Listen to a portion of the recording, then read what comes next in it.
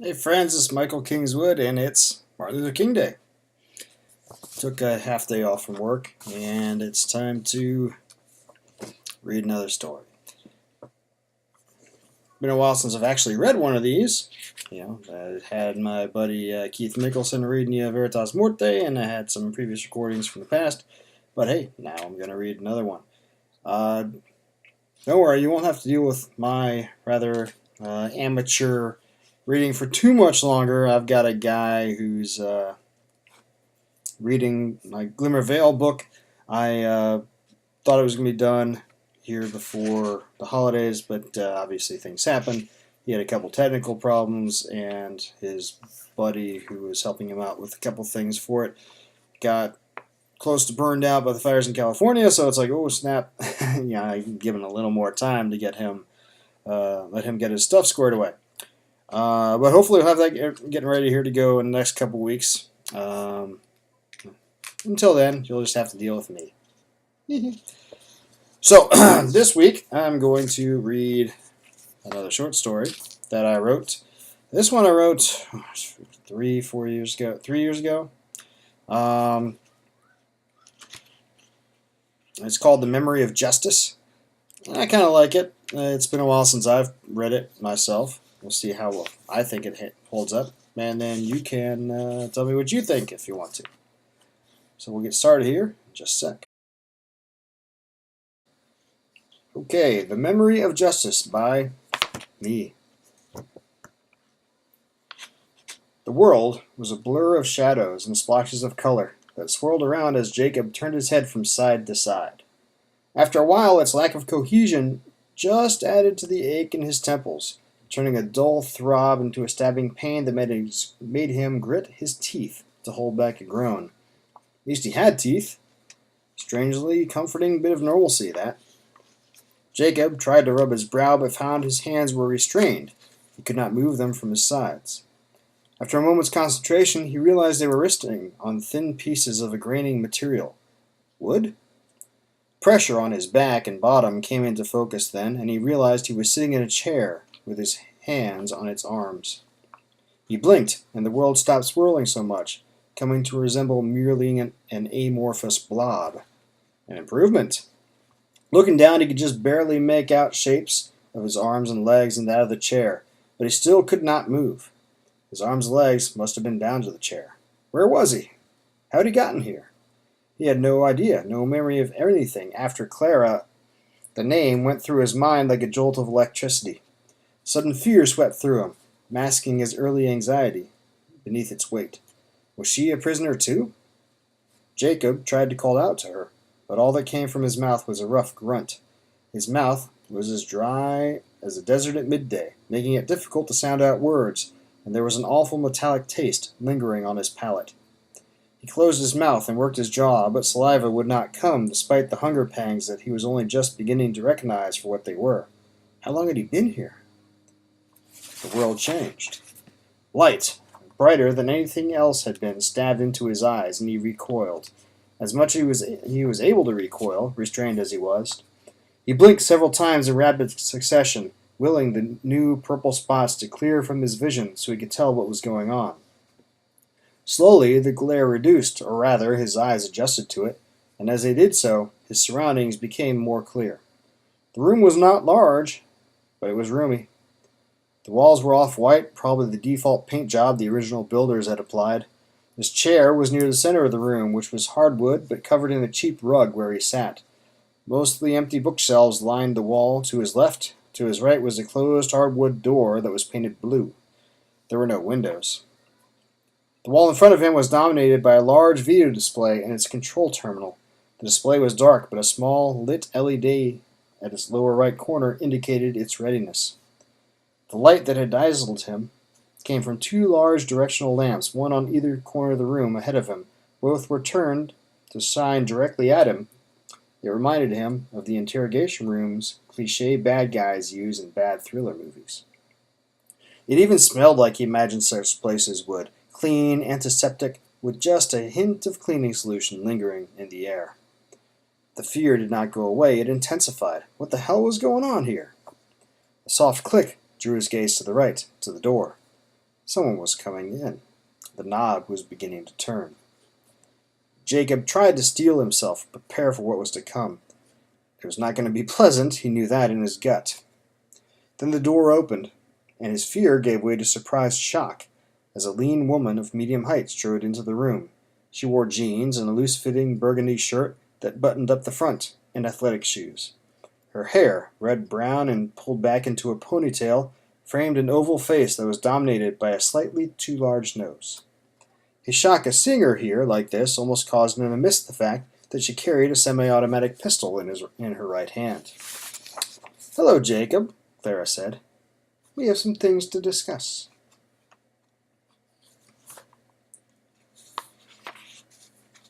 Jacob shut the tap and turned back to the bar, foaming mug in hand.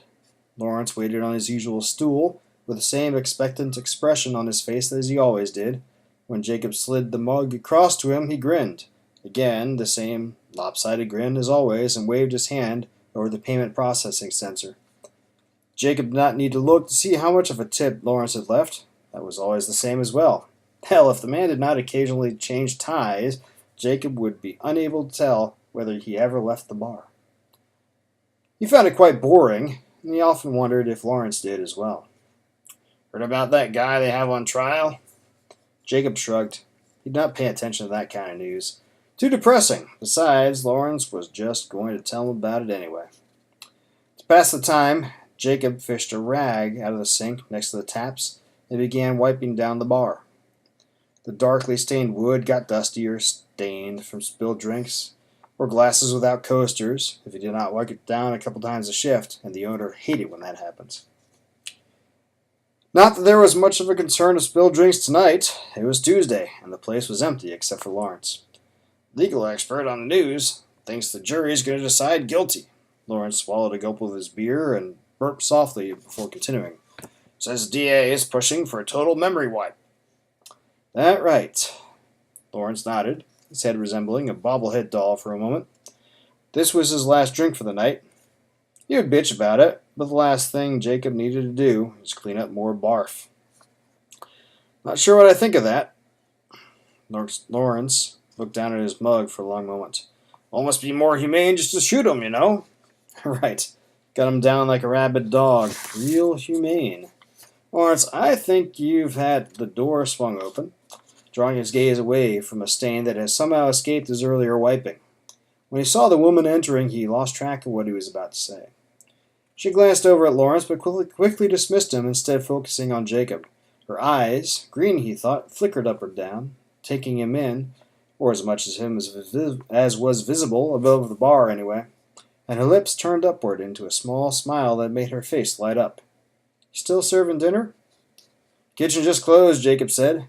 Her smile faded as quickly as it appeared. He added, "But I think I can rustle something up." She sidled up to the bar at the far end from Lawrence. "Thanks, I'm starving, and I need a beer." "That's what I'm here for. I'm Jacob." The woman took his hand in a gentle but strong grip and smiled more broadly. "Clara. Clara Cumberland." "Clara, what?" She made a soft tisking sound. Moving with the languid grace he had admired from the first time he met her, 6 weeks before, when she first walked into the bar, he stepped in front of his chair and leaned forward until her face was at eye level with him. Those deep green eyes, which had always before had flashed with humor and warmth, were gone. They were now cold and sharp. "Shh, pigeon," she said, and he felt something cold and hard touch his left cheek. "Things will become..." The hard metal of the pistol's front sight traced a line down his cheek and across his chin as she spoke. "Very clear, soon enough." She smiled then, a mirthless grin that only enhanced the ice in her gaze, and stepped back from him. He imagined he could still feel the touch of the gun against his skin as she crossed her arms and turned away toward the display control station. What was she playing at? "You do not remember when we first met," she spoke without turning around, instead tapping the control station to bring it to life. "Sure I do. You just finished unpacking and came in for dinner and a beer because you didn't feel like..." "No!" Clara rounded on him, her eyes flashing angrily for a second before she schooled her face to calm ice once again. She took a deep breath and then spoke slowly, more calmly. We did not meet 6 weeks ago, Pigeon. You don't remember our first meeting, but I will never forget. She lowered her gaze and took another deep breath, and it was obvious Clara was forcing down some deep emotions. What was she talking about? Jacob had never seen her before that night in the bar, and he was sure of it. He opened his mouth to retort, but found the words frozen in his mouth as Clara looked back up, her frosty eyes meeting his in a gaze that he could not look away from, and spoke again.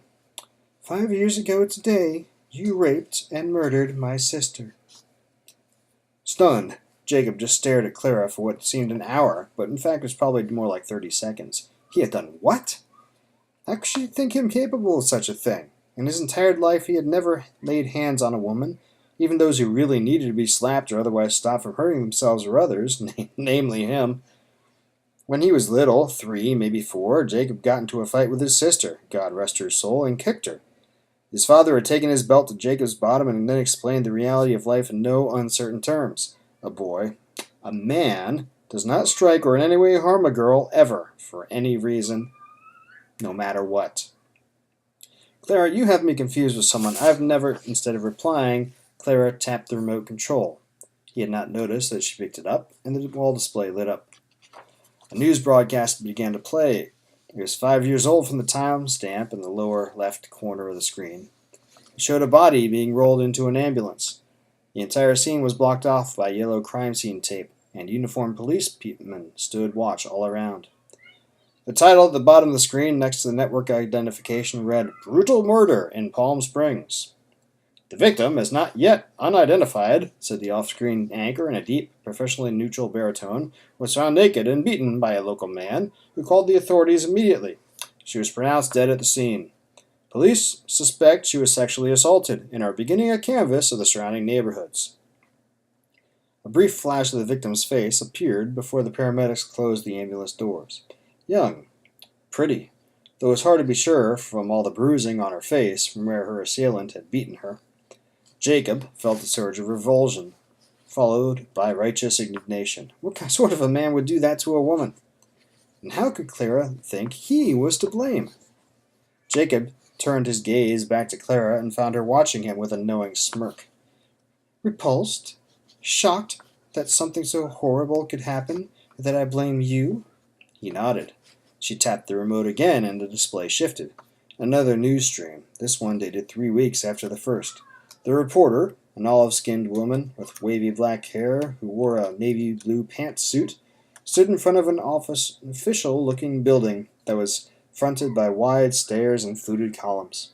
She spoke into a small microphone with practiced neutrality, though her eyes flashed with satisfaction as she spoke.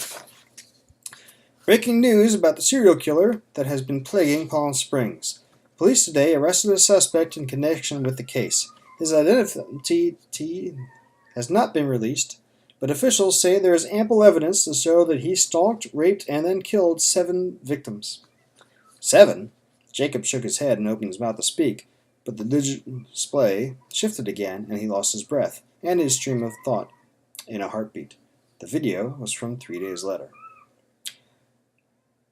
Donald Weatherby, the suspect in the Palm Springs killings, was denied bail today. The judge cited the extreme nature of the crimes and Weatherby's dismissive attitude in his decision. Weatherby was upbeat after the hearing. What do I care? I'll be out before long anyway, said another voice, one that sent shivers down Jacob's spine. He wanted to look away, but he could not. He knew that voice. He had known it his entire life. He could have drawn the face on the smiling, joking man in correction facility orange from memory. The face was his own. What? Jacob shook his head. How? He did not do that. He could not have, and yet, there he was, plain as day. It's a trick. He swallowed. You doctored the video. Clara shook her head slowly, her lips twisting into a little sneer of sadistic enjoyment, but she said nothing. Well, that's not me! His shout evoked only another tap of her finger against the remote control. The same female reporter from the earlier clip appeared on the display. This time, she wore a loose-fitting blue dress that was elegant in its simplicity. In counterpoint to the neutral professionalism that Jacob had always heard reporters claim they had, She wore a broad smile and her eyes sparkled with triumph. The jury has just announced its verdict in the Donald Weatherby trial, and it is unanimous. Guilty on all counts. Sentencing is in 2 weeks. The district attorney has announced he will push for a total memory wipe. The defense declined to comment. The clip ended, and Jacob understood.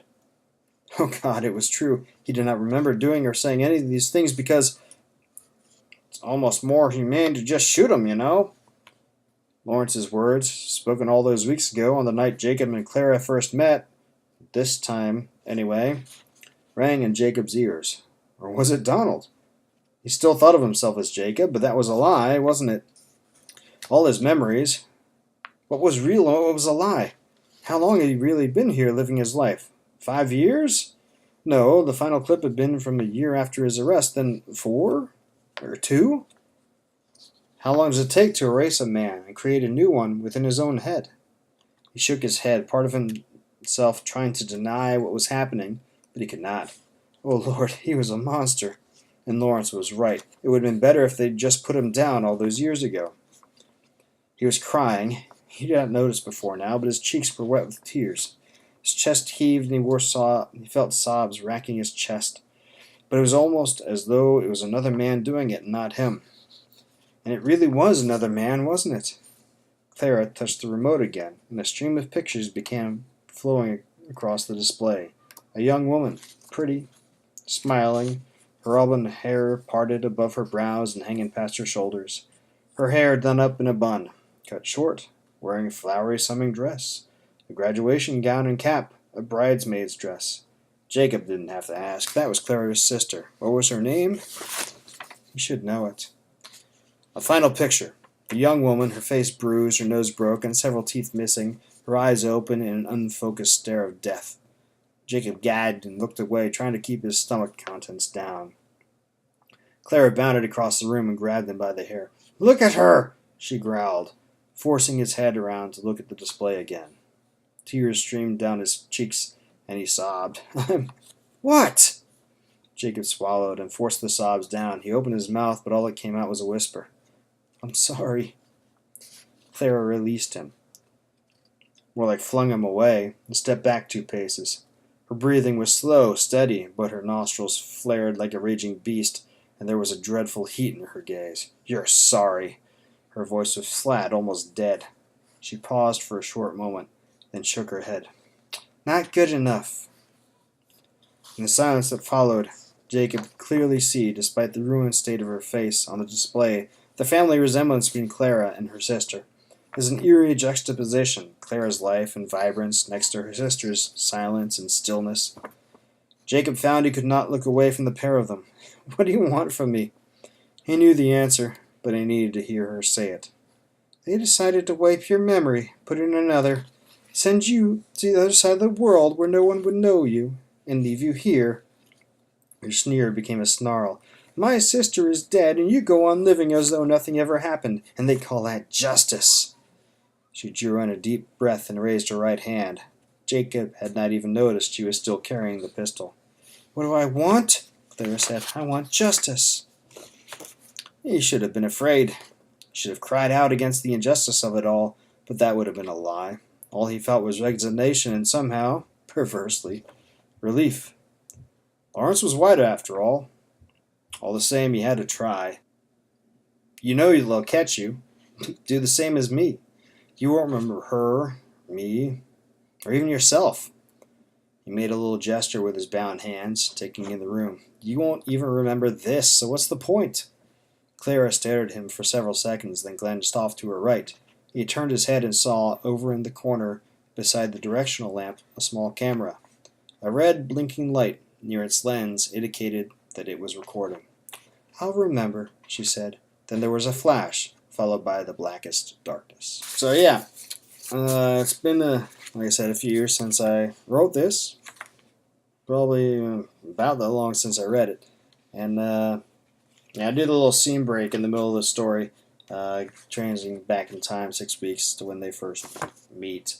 And obviously it's a little easier to tell that that's happening in the written form because I put a little scene break indication on the text of the page. But hopefully they didn't throw you too much. Yeah, uh, I still like this one. Yeah, I'm personally a big believer that some folks just need killing, and so capital punishment I'm good with. Um, so, but this is an alternative that I don't know if I've ever. I don't remember where I got the idea from it, but it struck me as it could be an alternative that somebody might say, oh, I've seen stories with, cryo freezing criminals for 20, 30 years or 40 years or whatever, and all kinds of different things. But hey, wipe their memory. Then that's sort of like killing the person who did it, right? Because the new person, you wipe the memory, you put a whole new personality in the person, assuming that's actually really technically feasible, which I have my doubts about that also. Well, let's just go with it, right? And hey, isn't that just as good? And then you're actually killing somebody. Oh, you get the moral thing. Ooh, yay! We're moral. Look how moral we are. We punish without killing. Well, yay, good. But yeah, tell that to the families, right? And that's where that came from. So hopefully you liked it. If you didn't, well, sorry. If you did, go sing my praises to everyone, or or go purchase a story just because you want to give a guy a tip, or go to my send me some Ethereum or Litecoin. I'd say Bitcoin but holy cow, the transaction prices in that are super huge these days. But hey, send it to me anyway, and my wallets are going to be in the episode descriptions.